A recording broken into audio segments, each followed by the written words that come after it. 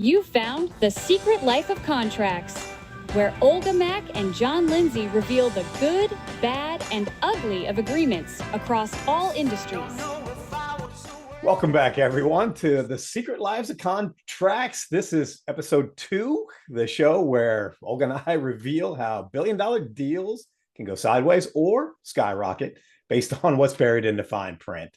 I'm John, your co-host, contract nerd in residence. Apparently, this is how Olga refers to me. And I'm joined by someone who's allergic to vague clauses and has personally redlined more NDAs than most lawyers have read. The one and only queen of purgatory, contract purgatory herself, Olga Mack. Oh, was that fine introduction? Good news, you said the word queen, so we can be friends. The rest we can maybe negotiate about. I bow to thee. Well, thanks, John. I love being in your company, and I love nothing more than talking about contracts. And yes, I've got my red pen ready today because we are diving into one of the most famous almost divorces in the business history. And, divorces are, I guess, fun if you're not part of them. This is when you bring a popcorn and see the story unfold. And sometimes people share dirty laundry. And sometimes you learn a whole lot more than you hope to learn.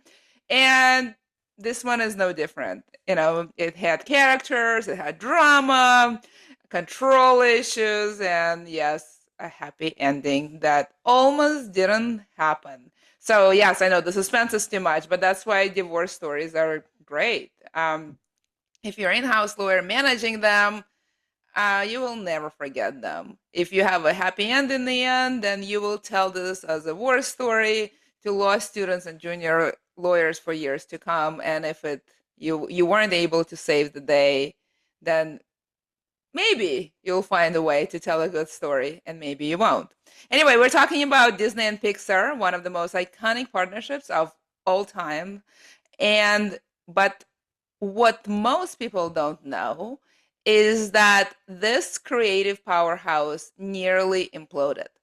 And not over creative differences, which usually what you see among creative people, but actually, are you ready for this, John? Are you ready for this? Bring it. Not even over money. Really? Not money? Not even money. Not creative differences, not money, but over the contract. And thus why we're here, right, Olga? So that being the case, let's rewind now to the mid-1990s. Pixar was the upstart. They were doing things that nobody had ever done with animation. Toy Story, Monsters, Inc., Finding Nemo, all stuff that we've all seen. You've seen that, right? You have seen those, right? Yes, I've had a happy childhood. All right, just making sure. I'm just making some assumptions here because they were pretty big hits. You seem to be doubting that I had a good childhood. John, my childhood was amazing. I've been loved my entire life. In fact, if you don't love me, I'm going to tell you what's wrong with you. So yes, I have seen the Toy Story and the Monster Inc. and Finding Nemo. And yes, I think they're amazing and I highly recommend them. Well, they were enormous hits, obviously, but Disney, still the heavyweight champ in the ring here, right? They had the distribution muscle, they had the global reach, they had the merchandising machine, right? That could sell a plastic fish for $30. So they teamed up, which you would expect they would because, one had the groom and one had a bride. And it makes sense to team up when you have two pieces. But here's the catch. The deal looked like a marriage on paper, but the prenup read like, a custody battle waiting to happen. Exactly. And Pixar created the movies. Disney distributed them, but Disney owned the characters and the sequel rights. On paper, it was legal, but in practice, it killed the trust. Talk to me, Olga. Yeah. So think about it. You burst Woody and Buzz. See, John, I know who those folks are. Now I'm going to really prove to you that I watched those movies and sequels as well. You raise them. You bring them to life. You imbue them with character and memorable quotes and one-liners. And then the contract says your partner and you ready for this? Can walk off and make Toy Story 4 without you. That is not a partnership, friend. That is basically, I would describe as a hostage situation happening right in front of you. Well, and you guys have a name for this, right? Lawyers call it surgical control. Technically precise, but strategically idiotic. I like that. Technically precise, but strategically idiotic. Yeah, You got it. It was your line. Yeah, strategically idiotic is not a place you want to be. If you take nothing away from this conversation, strategically idiotic is a big no-no. So it is what happens when lawyers optimize for what they can get and what they can control instead of what the business actually needs to thrive. Sure, Disney had control. Pixar had resentment. And Steve Jobs, well, let's just say he was ready to burn the whole thing down.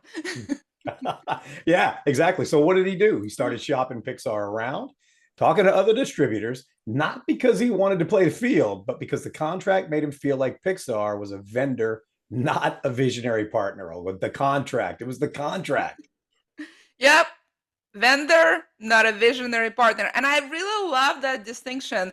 This doesn't have to be a creative partnership for people to make a decision that the contract does not support a partnership. For a partnership to thrive, there needs to be vision and a trust, not a hostage situation. And so let's say this louder for the legal teams in the back and for anyone who idolizes control in the form of legalese in the contract. If your contract creates friction, if your contract creates resentment, if your contract is all about control, you're bleeding value every day, every time. And no question, Olga. And it wasn't just about ego, right? It was operational drag. Every film became multi-stage negotiation, budget fights, marketing fights, who gets top billing. It's like trying to build a rocket with two teams arguing over who owns the fuel. It doesn't work. Yeah, and imagine this is a creative project. This is where we get together and play with toys and have fun and create memorable moments for American and children worldwide, so that they can have happy childhood. Remember, John, I had a very happy childhood because I watched movies like that. So forget about it. Creative people don't do their best. Actually, business people don't do their best. Actually, scratch all of that. Humans do not do very well when they are basically calculating clause risks. That is not a situation where you walk and chew gum and you can do it at the same time. You are either calculating control and optimizing for that, or you're working on the partnership. You cannot do both. So humans thrive when relationships are safe, when they trust each other, and when they take maybe some risk, but not to the point where they have to fight for control. No, that's a great point. And here's a soundbite for you. Try this. Contracts can be handcuffs or jetpacks. Choose wisely. Yep. I sometimes call it propellers or anchors, but you take whatever analogy resonates. If you're into handcuffs, all good. If you're into anchors, all good, no judgment, all good in visuals. So, but the whole thing is whether you use handcuffs or anchors or other devices, that's probably not where you want to be. You don't want to have tripwires. Another visual for you if you're more into that analogy. And yeah, sure. Imagine Steve Jobs. At some point the guy said enough, and he walked cold. He found an exit sign and went straight for it. Well, and that's it. And Disney did what? They freaked out because Pixar wasn't just a content factory, right? They were the future of animation. And without them, Disney was starting to stare down irrelevance, Olga. Yeah. So this is where it gets interesting. Disney could have gone back to legal, tweak the contract, added new clauses, but they didn't. They reviewed the contract and bought Pixar for, are you ready for this? Sure. Crazy. 7.4 billion. Unbelievable. And here's the twist. They didn't just acquire the IP. They handed Pixar the creative reins. They let Ed Catmull and John Lasseter run Disney Animation. The inmates were now running the asylum, and that was the point.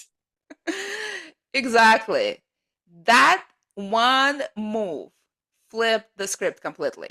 It turned the hostile contract into full creative empowerment. It allowed folks who were not trusted to actually drive the company forward. And the results, Inside Out, Up, Coco, Soul, other movies that John and I, in fact, watched that not only made my childhood good, but also my adulthood good and the childhood of my children good. That's how much impact they've had on my life. Yeah, well, again, back to the point, right? Because when you stop writing contracts like shields and start writing them like invitations, incredible stuff happens, just like here, right? Yeah. Yeah. Disney didn't just protect the magic. They, in fact, multiplied it. And it wasn't about softer clauses. It was about smarter structure.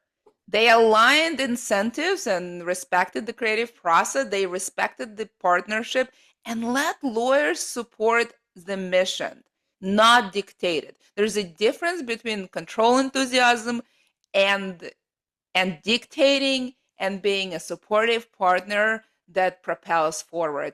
And that's exactly what they were able to achieve. So, all right, John, are you ready to bring it home? Let's do it. If you're running a business, negotiating a deal, or drafting your next partnership agreement, here are the 3 things you can do right now to avoid your Pixar pitfall and resentment and the hostage situation and the colorful divorce that hopefully will never happen. 1, really audit for those trust gaps.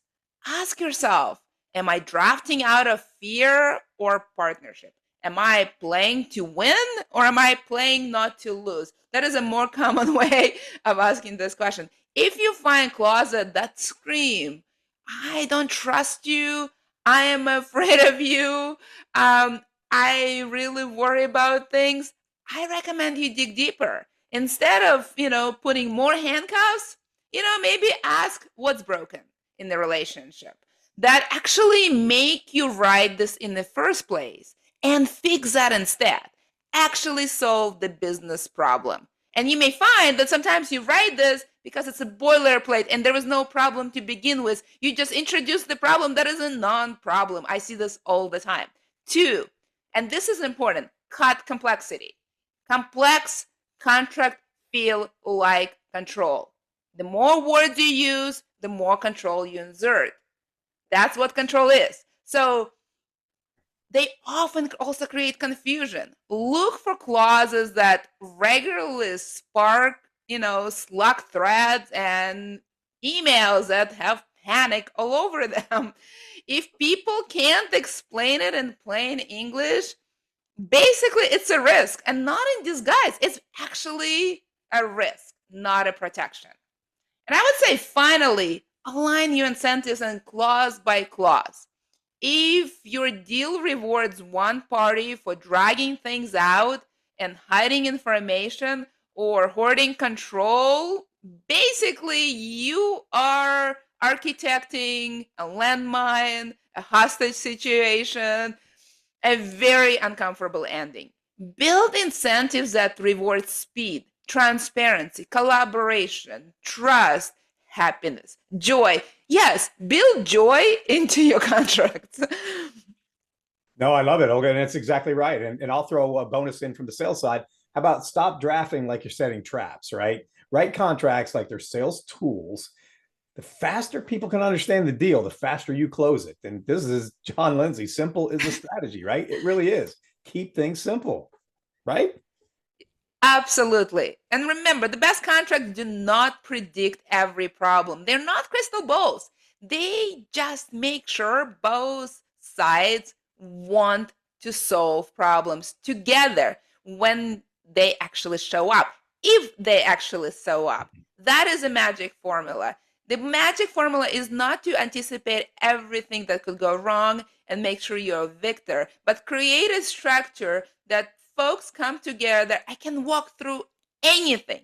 They can face something that they could not have imagined and still come out winners. In fact, come out further ahead precisely because they were in the foxhole together, working through stuff and propelled each other forward. No, and in this case, Olga, you're right. Disney figured it out just in time. They could have doubled down on control. Instead, they bet on trust. And what happened? Paid off big, right? Others can do the same thing, right? Exactly. If your contracts are turning partners into enemies, honestly, you should stop. Contracts are not just words. They're structures. They're in the mindset. That's where the real velocity lives. If you are creating contracts for control, you will lose overall as a business, as an organization. And if you create for partnership, no matter what life will throw at you, you will win.